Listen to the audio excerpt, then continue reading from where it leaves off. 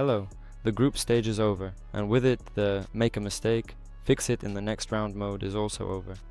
Now, one mistake and the team goes home, which means the market on the betting field behaves completely differently. Volatility here is many times higher than in the group stage. The price can jump by 20 to 30 cents in a single episode, a red card, a goal in the 90th minute, an injury to a key player during warm-up, and most market participants at that moment react emotionally. They just saw an injury and immediately change their assessment of the team, forgetting about its actual level. This is the opportunity. While the market is shaken by emotions, we have time to work based on the data. With a cool head, and especially in the playoffs, the difference between guessing and calculating is worth more than ever. Today, I'll show you how I adjust my analysis for the knockout stage. We use the same tools. These are SofaScore, AI Score, Transfer Market, and FBref. I use SofaScore the most because it basically has everything you need as a tool for analyzing these events. It has yellow cards, matches, head-to-head meetings, historical data. In other words, yes, we can see everything. For example, let's look at Argentina versus Switzerland, which is the match we have on the 12th. Just today, Argentina played against Egypt. It was an interesting match. Argentina was losing 2-0 in the 79th minute and ended up winning 3-2. So the chance of such an event, Argentina coming back and even winning in regular time without extra time, was 0.6%, 0.6%, or 1%. Argentina managed to do it. Leo Messi, he scored the first goal, provided an assist, and scored the second one. And for the third goal, if you watch the match, you must have seen the moment when Messi showed where the pass should go. They wanted to pass the ball to him at first, but he gestured with his hand that the pass should go forward, already into the opponent's half. That's exactly what they did, and they scored a goal. You could say Messi was involved in all 3 goals. That's an incredible level, a player. Even at 39 years old, he plays just unbelievably well. An amazing person. Well, so here are some statistics. Argentina played Switzerland. Argentina won 1-0. At the 2014 World Cup, it was 3-1 in 2012, and in 2007 they played to a draw. But overall, historically, Switzerland has lagged behind Argentina. Yes, we can see that. In this specific tournament, the national team of Argentina will be facing off against Switzerland for the very first time in their history. I'm gonna bet on Argentina here to win in regular time, because yes, the Swiss have a very strong goalkeeper. For example, they played against Colombia. We also have that in the events. So Switzerland versus Colombia, the match ended in a draw. Yes, we bet on that. Why did we do that? Because the Swiss and Colombians were going to play carefully. Yes, they hadn't made it this far in the tournament before. You could say they were nervous, they were anxious, plus there were also yellow cards involved.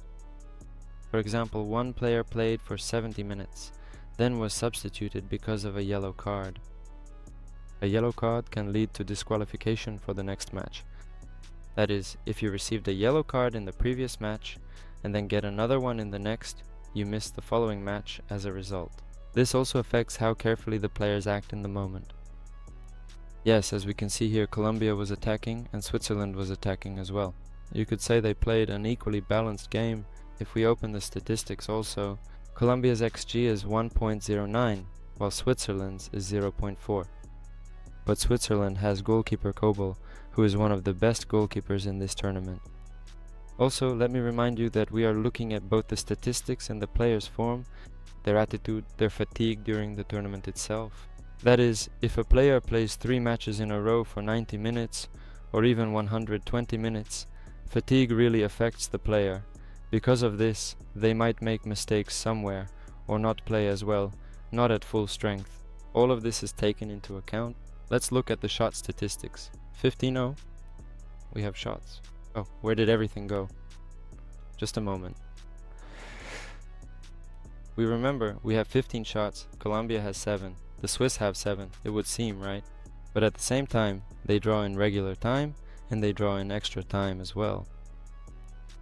If we look at the season statistics, both teams played 5 matches each. Well, the season is basically the tournament, you could say. Both teams played 5 matches each. Switzerland scored 9, Colombia scored 5. This also allows us to draw a conclusion. Switzerland scores a lot.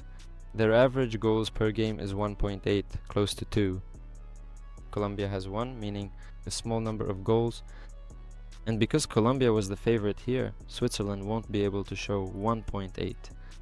For example, Colombia, if they have 1, plus the nerves, since it's the playoffs. Everyone is nervous, and some players are also on a yellow card. Substitutions, extra time. And in the end we have a penalty shootout. The Swiss goalkeeper saves 1 and 2 shots from both sides miss. So even in the penalty shootout, Kobel showed that he is better than Colombia's goalkeeper. You could say, yes, some might argue that penalties are just a guessing game, pure luck, but there is still a factor involved here. You might guess where your opponent will shoot, but you can't always save the ball. We can analyze further. It was in Argentina on July 3rd. On that very day of July 3rd, the national team of Argentina played an intense match against Cape Verde. Cape Verde is a strong team, even for, well, it doesn't matter, it's just one match. Argentina played against Cape Verde, and our prediction was that the Argentinian national team would fail to secure a victory within the standard 90 minutes of regular time. This is important because you always need to pay attention to where you're placing your bet. In other words, you might think in your head that you placed your bet correctly, but in reality you didn't. You placed the bet and ended up losing, even though your prediction was absolutely correct. That happens too. Our player of the match is Lionel Messi, as usual, really. Why did we bet that Argentina wouldn't win in regular time? Because yes, Argentina scored an early goal in the 29th minute, and Cape Verde equalized in the 59th. The Argentinians score a goal and go into halftime leading 1-0. Because of this, because they're generally a weak team, Cape Verde starts playing more aggressively. Plus, they have a goalkeeper. It's an absolutely incredible performance. He really showed it at this tournament because even Lionel Messi himself praised him. The way he plays, he's a very strong goalkeeper. And after the match, Messi himself said that he was ready to help financially in some way. Vozinha has an illness, and Messi said that he would help him recover. You can look at their XG, yes, 2.26 and 0.47, 0.5, you could say. But at the same time, again, considering that Vozinha is a very strong goalkeeper, you can basically divide their XG by 2, roughly speaking. That is... And the statistics are equal for us, yes, as we can see. We also analyzed the statistics of Cabo Verde and Argentina. Before this, Argentina is a strong team and is a serious contender to win the tournament. In my opinion, at least. Well, not just because I'm a fan, but simply because they are a very strong team. Yes, there are still the Spanish, Belgium, Norway and France left. That is, if we take Norway, there's Haaland. He has already scored 7 in the tournament. Mbappe has scored 7. Messi has scored 8. He is already among the favorites for the Golden Boot. There's also a bet on Polymarket for who will win the Golden Boot. For now, Mbappe is winning, but that's according to the market. Again, yes, I would still bet on Messi if I were to make such a bet. We can take a closer look at Cape Verde, specifically at the detailed statistics they have provided for us. They played 4 matches, scored 4 goals, also their defense. We can look at the defensive statistics as well. The history, if anyone is interested. Well, and that's basically it. We've analyzed how Cape Verde played, so this is how they played. You can even look here on the left. They drew with Spain. Spain is still a very strong team in the tournament. They beat Portugal. Yes, someone might say that Portugal is a weak national team. Right now they're not showing their level. Plus, Cristiano Ronaldo is no longer in top form. He's old. Yes, I agree. But still, they're quite a strong national team. That's why Spain beat them. And Cape Verde drew with them. They also drew with Uruguay. That's also a pretty strong team in its own right. Their individual players are very strong. Cape Verde also drew with Saudi Arabia as well. And because of that, because they basically had 3 draws, well, I concluded that they could also draw with Argentina in regular time. Therefore, this bet could easily work out. So, here we are, placing a bet. We place 1,300, and as you can see, the odds are very appealing. We take home 2,000, just like that, very easily. And taking everything into account,